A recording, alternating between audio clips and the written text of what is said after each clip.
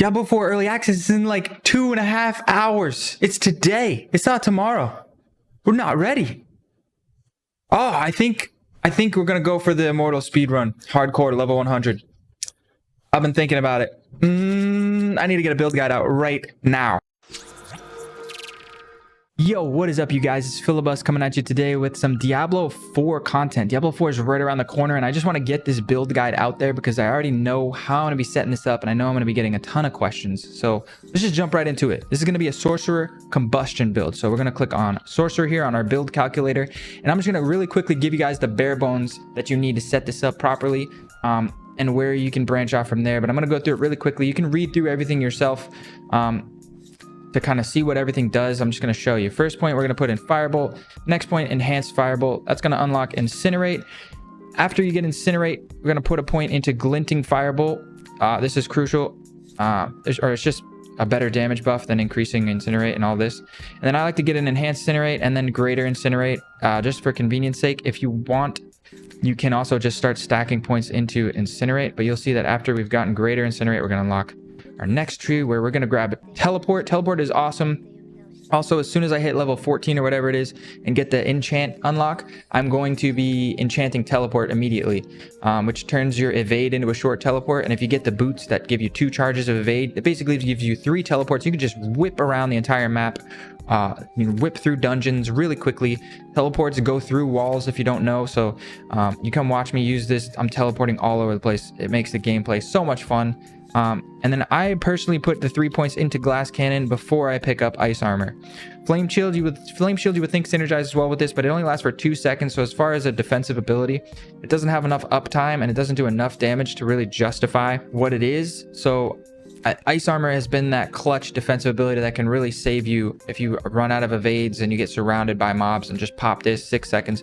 I've only had to put 1 point in it. It doesn't really shatter. For now, we're just going to need the 1 point into Ice Armor, and that's going to unlock our Conjuration Tree. And this is where the bread and butter comes in. You're going to be pointing your point. Hydra is going to be your main source of damage, basically. Now, like I said, this is a Glass Cannon build, so we're going to be keeping our health high.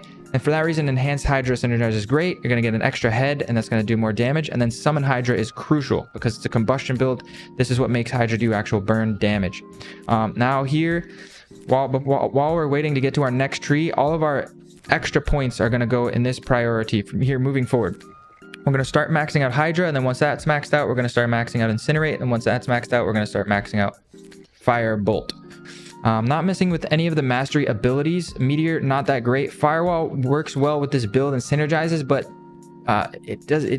the mana to value you get from it is just nothing compared to Hydra. Hydra, especially when you get the amulet that allows you to have 2 charges of Hydra, you just put a little bit more of your emphasis into dealing damage with Hydra, trying to spam firewalls everywhere. Even with this mage's firewall, it seems like it does more damage, but you don't get the maximum amount of damage because mobs are not just standing still in firewall for 8 seconds. So instead, we're going to put 3 points into Inner Flames, and we're going to grab 3 points into Devouring Blaze.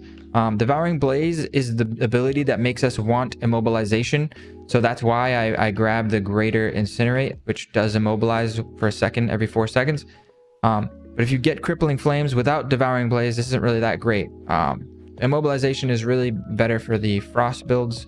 So anyway, that's that. Moving on. Until we get to the next tree, we're going to be putting points into Hydra. 1 point seems to do it. And then we're going to immediately grab Inferno. This is awesome. Prime Inferno and then Supreme Inferno. So this is going to make it suck all the mobs into it. And then this turns it into your absolute burn phase, because while Inferno is active, all your pyromancy skills cost 0 mana. So you can be spamming that Incinerate to your heart's intent, and then your mana will just be going up actually instead of going down, which is great. From here, we're going to want to put 1 point into Fiery Surge. It's a pretty efficient build as far as mana, at least up to level 25 in the beta. Perhaps as we scale up, the mana will be difficult, but I think as you increase your mana potions, all you really have to do with this build is to stop your mana from completely bottoming out, and you are fine. So we're just going to take 1 point to unlock Endless Pyre. We're going to cap this out, and then this is the first part where you're going to branch out. If you want, you can start putting points into Warmth here, but it's a bit of a luxury, just to keep your health capping up. I feel like with the skill ceiling of this, I really like outplaying all the mobs and just not getting hit at all, so the warmth really isn't that necessary. But if you're struggling with getting hit and your health is chipping down, start throwing max points into this warmth, and that will unlock your passive.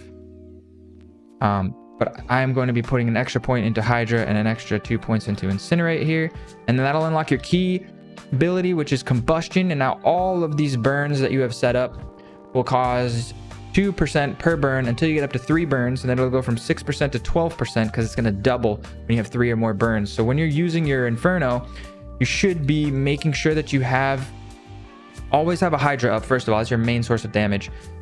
Make sure you have a Firebolt burn on them before you're spamming Incinerate for specific targets, which is why we have Enhanced Firebolt. You can put that burn on as many mobs as possible. So you're going to have Inferno burn, Hydra burn, Firebolt burn, and Incinerate is entirely burn damage. That's 4 burns. That's going to give you a 16% combustion passive bonus. And then, yeah, that's pretty much the core of the build. From here, you can branch out as you see fit. I am obviously going to be stacking the rest of my points into Incinerate and putting the rest of my points into Firebolt just to increase the damage as much as possible. And then I will probably, at level 41 or what have you, start putting the luxury points into Warmth. At this point, like I said, if you're struggling with mana, you can branch out, but that's the core of the build right there, pretty much. As far as items that you really want to look for with this build, the main one is actually, I think it's on an amulet that causes you to have an extra charge of the Hydra, so you can have double Hydras up. That one really makes this build come together a lot. And then, like I said, the boots that give you an extra charge of evade, that will give you like 3 teleports on the cycling cooldowns. Those are the 2 main ones. There was another one that I can't think of off the top of my head since the beta, but I'll probably make an update to this as it goes on. And there may be some better ones at higher level gears that we haven't even seen yet that'll synergize well. So just stay tuned for that. As far as like if you're having trouble with survivability, as far as ice armor is concerned, one thing you want to note is if that ice armor is lasting the full 6 seconds without shattering, there's no point in putting extra points in it. And before you even put extra points in it to beef up the percentage of your health that it takes, I would just try to find more vitality gear first instead of wasting the talent points in ice armor. Level 1 ice armor should be enough. If it's shattering and you get more vitality, the barrier is based off of how much health you have. So add extra vitality with more health will actually beef up the ice armor as well. So that's just your best base stat to beef up the defensiveness of this is vitality. This is a full glass cannon build, so a little extra vitality in the gear will kind of counterbalance how much extra damage you take. Concerning how much extra damage you do, I think it's more than worth it. But that's pretty much the whole build. I hope you guys enjoyed it. Have fun messing around with this. Like I said, I'm probably playing this build right now live on my Twitch. Links down in the description. Come check that out. And yeah, Discord also down in the description. And I hope you guys enjoyed this. If you did, smash the like button. Subscribe if you want to see some more videos from me. And that's pretty much it. Peace out. I'll catch you guys in the next one.